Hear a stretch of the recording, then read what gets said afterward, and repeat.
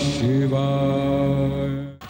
मैं ओंकार, देव हो अथवा दानव, गंधर्व हो अथवा मानव, प्रकृति के नियम सभी के लिए समान है। मैं भी न टूट नियमों का पालनहार हूं। मैं ओंकार हूं। माता पार्वती एक दिन भगवान शिव से प्रश्न करती है कि बहुत समय से नारद कैलाश पर नहीं आए। तभी नारद वहां प्रकट होकर भगवान शिव से हिरण्याक्ष व हिरण्यकश्यप की भयावहता से आतंकित होकर प्रश्न पूछते हैं, जिसका उत्तर भगवान शिव यही देते हैं कि अत्याचारों की चरम सीमा आने पर इनके नाश के लिए अवतार प्रकट होंगे। उधर स्वर्गलोक पर आक्रमण कर असुर वहां अधिकार कर लेते हैं। तो जान लो वो सत्य जिसने हमें चिंतित कर रखा है। मैं पृथ्वी और पाताल पर तब तक विजय नहीं कर सकता जब तक एक पुत्र का पिता ना बन जाऊं। तुम हंस क्यों रही हो? अरे तुम हंस क्यों रही हो? मुझे नहीं पता था कि मेरे पतिदेव इतने भोले हैं। इतने भोले? कितने भोले? इतने भोले कि ये भी ज्ञात नहीं कि पुत्र विवाह के तुरंत बाद नहीं, अनेक मास पश्चात होता है। तुम मुझे भोला समझकर हंस रही हो और मैं तुम्हें अज्ञानी समझकर सब सुन रहा हूँ। मैं अज्ञानी?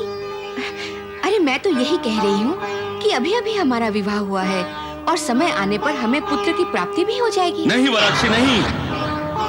मुझे पुत्र तुमसे नहीं, भगवान शिव की आराधना से प्राप्त होगा। क्या? हाँ, हमारे पिता प्रजापति कश्यप और देवर्षि नारद दोनों ने यही कहा है कि पुत्र प्राप्ति के लिए मुझे शिव आराधना करनी ही होगी। यदि ऐसा है तो आपको अवश्य ही अपनी मनोकामना पूर्ण करने के लिए शिव आराधना करनी चाहिए। पिताश्री और देवर्षि नारद के वचन असत्य तो नहीं हो सकते। किंतु वराक्षी, एक चिंता प्रश्न चिन्ह बनकर मेरे सामने है। तुम्हें छोड़कर शिव आराधना के लिए जाऊं तो तुम्हें कैसा लगेगा? वैसा ही लगेगा जैसा उस पत्नी को लगता है जो अपने पति के मंगल कार्य में बाधक नहीं बनती। और मैं भी आपको रोककर आपकी शिवाराधना में बाधक नहीं बनूंगी।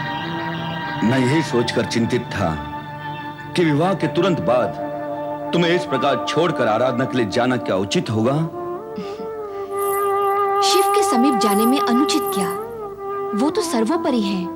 उनके आगे मैं और अन्य नाते सब छोटे हैं। आप सहर्ष जाएं स्वामी। इतना बड़ा निर्णय लेने से पूर्व मुझे माता पिता से परामर्श करना ही होगा। मेरा विचार है वे भी आपके हित में ही परामर्श देंगे, कारण आप प्रभु भक्ति और आशीर्वाद हेतु उनकी शरण में जा रहे हैं।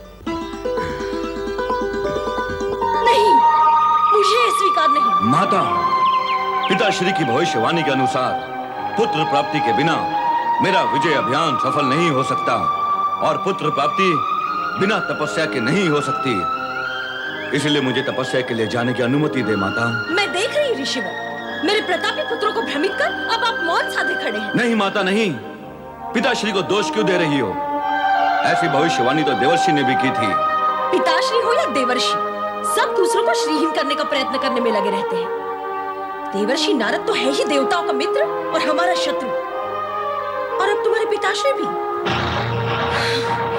क्या कहूं? उस नारद ने तो हम दैत्यों के साथ सदा ही छल कपट का व्यवहार किया है। मुझे तो उसकी भविष्यवाणी में भी कपट दिखाई देता है। उत्तेजना में देवर्षि नारद को अपशब्द कहकर तुमने उचित नहीं किया। स्वार्थ और मनोकामना के पूर्ण न होने से सभी प्राणी अपना दोष न देखकर दूसरों पर ही दोषारोपण करते हैं। फिर न कोई पति को देखता है, न पिता, पुत्र और देवता को। तुम भी भूलकर वैसा ही करने जा रही। नारद तो सदा सभी प्राणी मात्र के हित और परोपकार के लिए प्रवृत्त रहते हैं। ओम नमः शिवाय, ओम नमः शिवाय। प्रणाम माता।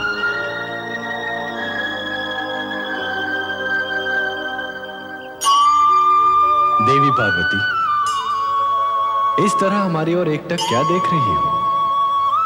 देवाधिदेव, आप तो आशुतोष महेश्वर के रूप में प्रसिद्ध हैं। सभी की मनोकामना भी पूर्ण करते हैं। मेरी भी एक इच्छा पूर्ण करें भगवान।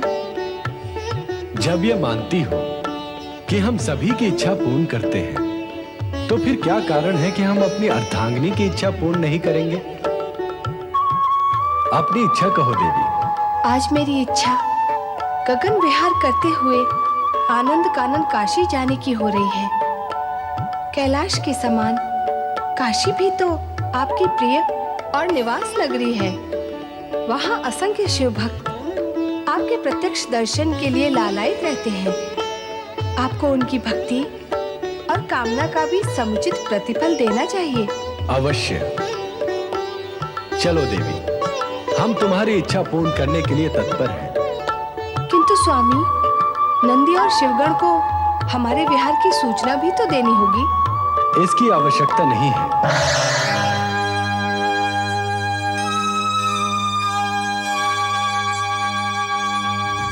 नंदी भैया, भगवान भोलेनाथ और माता पार्वती कहाँ गए हैं? क्या बताऊं और कैसे बताऊं कि वे कहाँ गए हैं? इस विषय में जितना तुम्हें ज्ञान है उतना ही मुझे है।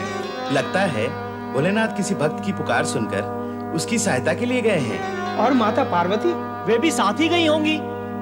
हमें तो लगता है हम सबको चकित करने के लिए वे अदृश्य हो गए। अब क्या होगा नंदी भैया? क्या होगा भैया, जब तक वो प्रकट नहीं होंगे प्रतीक्षा तो करनी ही होगी।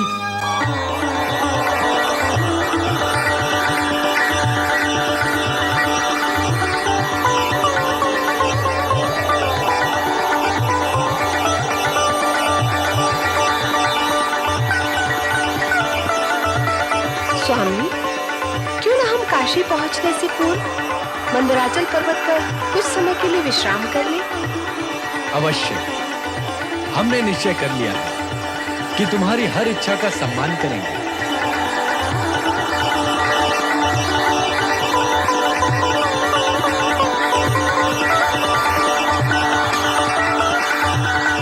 ओम नमः शिवाय, ओम नमः शिवाय, ओम नमः शिवाय, ओम नमः शिवाय, ओम नमः शिवाय, ओम नमः शिवाय। हे शिव शंकर, मैं उस समय तक कठोर तपस्या करता रहूंगा जब तक आप प्रसन्न होकर मुझे पुत्र प्रदान नहीं करेंगे।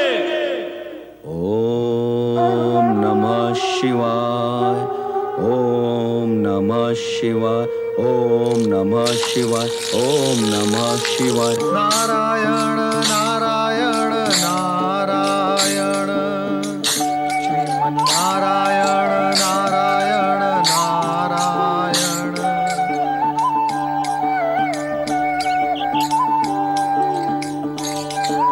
ओम नमः शिवाय, ओम नमः शिवाय, असुरराज हिरण्याक्ष, नारायण नारायण। हे भोलेनाथ, धन्य है आप और आपकी लीला धन्य है। ये प्रकट सत्य है कि आप हिरण्याक्ष की तपस्या से प्रसन्न होकर उसे पुत्र अवश्य देंगे, किंतु वो पुत्र कहां से आएगा, कैसा होगा, क्या करेगा, ये सत्य आपके अतिरिक्त भला कौन जान सकता है।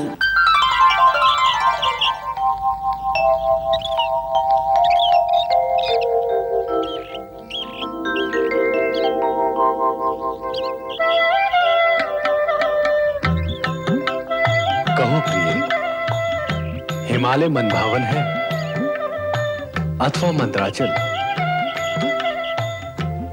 हिमालय। इसलिए कि हिमालय तुम्हारे पिता का घर है। इसलिए कि वहां पर मेरे पति का तप स्थान है, घर है। और पति का घर अपना घर होता है। प्रिय, सौंदर्य तुम्हारे मुखमंडल पर ठहरकर इतना अधिक सौंदर्यमय हो गया है कि अब वहां से दृष्टि हटाने को मन ही नहीं करता।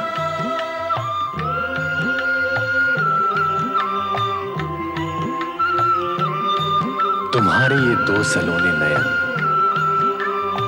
लगता है मानो प्रेम सुधा के दो घट हैं जिनसे लज्जा और आकर्षण की सुधा टपक रही हो।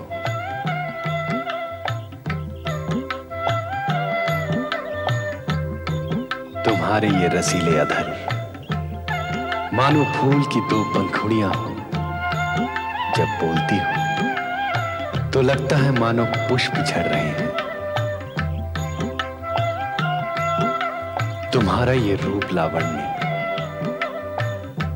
आकर्षण और मनोहारी सौंदर्य देखकर इच्छा होती है कि युगों युगों तक तुम्हारे इस सुंदर मुखमंडल से आंखें ना हटाऊं।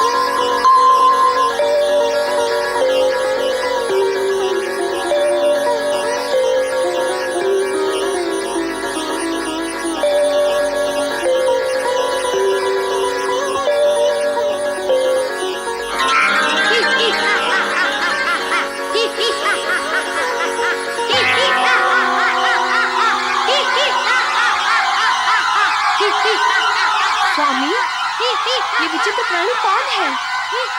इसकी विचित्रता भी तुम्हारी ही लीला का परिणाम है देवी। मेरी लीला? मेरी कैसी लीला? तुमने हमारी आंखें बंद कर ली, तब यह प्रकट हुआ। इसलिए अंधा तो इसे होना ही था। अब चूंकि इसका निवास राक्षसों के साथ होना है, इसलिए यह राक्षसी रूप के साथ प्रकट हुआ है। अब तुम्हें ही इसका लालन पालन करना होगा। मुझे? हाँ, जब तक ये अपने निर्धारित स्थान पर नहीं पहुंच जाता, तब तक तुम ही इसे पालोगी। पर इसका निर्धारित स्थान है कहाँ? कुछ समय पश्चात तुम्हें सब कुछ ज्ञात हो जाएगा।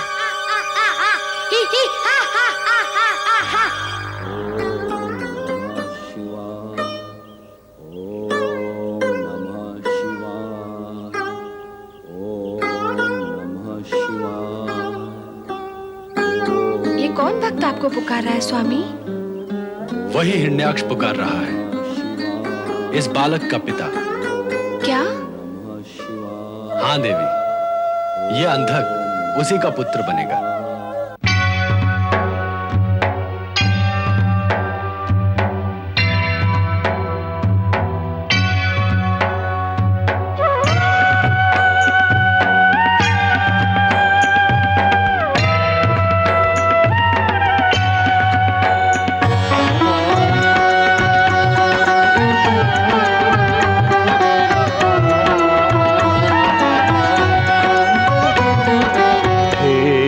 यशोधन पुष्पलोचन हे जटिल करुणाकरन, हे यशोधन पुष्पलोचन हे जटिल करुणाकरन, नमन करके आपको पल, नमन करके आपको पल पल पुकारे मेरा मन।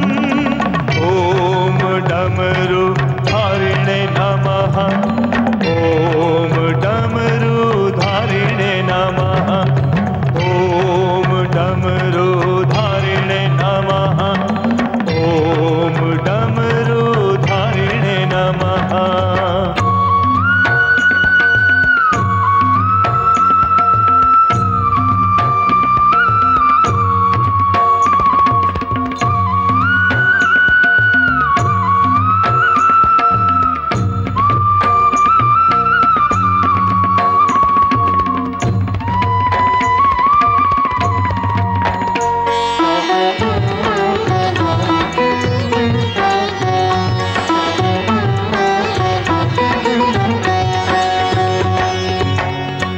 हिरण्यगर्भा भस्म प्रियः सर्वभूतः महेश्वरः पुत्र धन की भिक्षा मांगो आपसे है धनेश्वरः आत्मा की वाटिका में आत्मा की वाटिका में कर दो विकसित एक सुमन